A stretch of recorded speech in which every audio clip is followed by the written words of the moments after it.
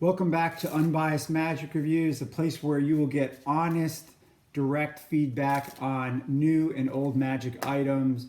I buy this stuff so you don't have to, basically, unless you really want to. I figured I would start doing at least one review every month on some old piece of magic that you'll find in the literature. Maybe something that I read during the month that I found very useful, something that I think people would like. And so, kicking off this month, September 2019, I've chosen an item from the Magical Arts Journal. I like to read old magic journals. This issue was published in 1987. This is volume 1, number 8. This issue revolved around Dai Vernon, and in it there's a bunch of effects in here by Dai Vernon. And the piece that I'm going to review for you today is called the Rendezvous Force. And in case you don't have the Magical Arts Journal, the good news is that this was also published in Dai Vernon's Chronicles. I think it was volume 2, the Further Inner Secrets, by Stephen Minch, I think it was. I actually have that book too. It's a good book. And but I was reading this magazine this month, and this was the item that I found most useful out of like the stuff that I read this month. So just to give you a little history of it, it's really it is a derivative of a principle that was come up with by Alex Elmsley, otherwise known as the Penelope Principle. Now, a lot of people know about the Penelope Principle. A lot of people don't like it because in typical fashion, it requires you to be able to, you have to do a Pharaoh shuffle. The good news is that this item doesn't require the Pharaoh shuffle.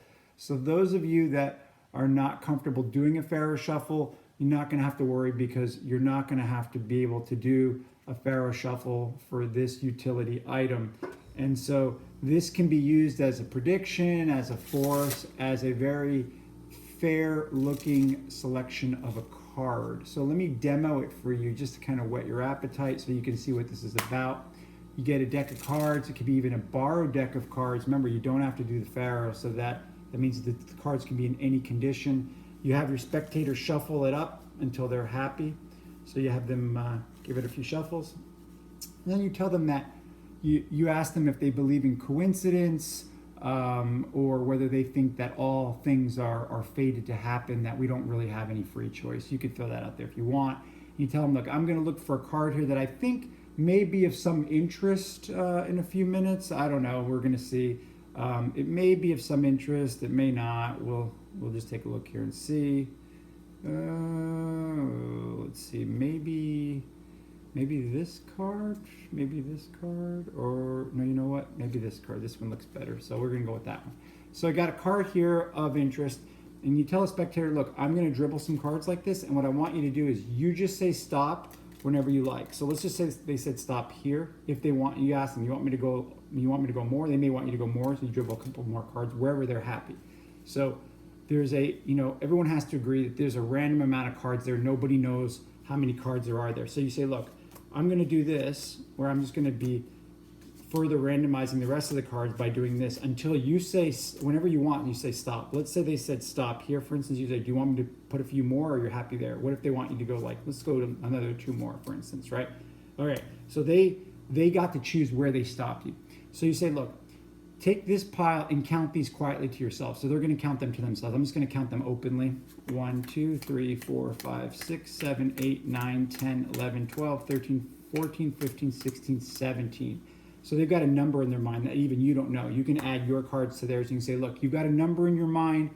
I don't know what it is. Only you know what it is. I want you to count down to that number here, and whatever that card is, that's going to be your selection. So in this case, it'll be 17. So we'll go 1, 2, 3, 4, 5, 6, 7, 8, 9, 10, 11, 12, 13, 14, 15, 16, 17.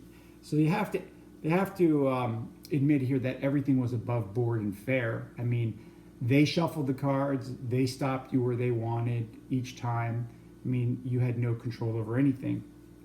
And the card of importance here is the Queen of Spades in this case. And what is very interesting is how this card, the card of interest, or the prediction that's been here the whole time, just matches perfectly which means that you knew what card they were going to stop on. You knew what the selection would be. So that's one application of this Rendezvous Force. Of course, you could just use the selection procedure to have a card seemingly freely selected too. So it's really a clever application of the Penelope principle.